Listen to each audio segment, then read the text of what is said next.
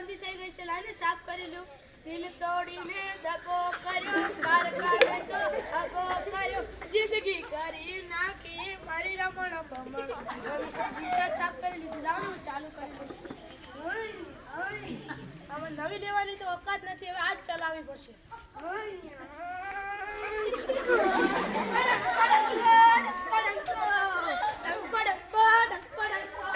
મારી રિક્ષામાં તમે એકવાર બેસીને જુઓ, તમારે જેવા ગીત વગાડવા હશે એવા વગાડી આપીશું.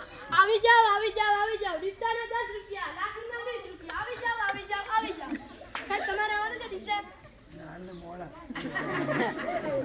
તમારે આવવાનું છે?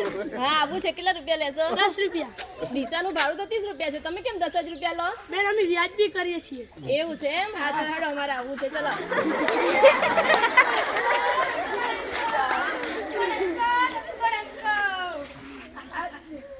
મારા પપ્પાએ મને એમ કીધું હતું કે તું 5મા ધોરણમાં પાસ થઈશ તો હું તને બાઇક લઈ આપીશ, નપાસ થઈશ તો હું તને રિક્ષા પકડાવી દઈશ. મેં મારા પપ્પાને કીધું કે તમારા છોકરાને તમને ખબર જ છે ને કે નપાસ થવાનો છે એટલે રિક્ષાનો વેટ કરીને રાખજો. એટલે મેં મારા પપ્પાએ મને રિક્ષા પકડાવી દીધી.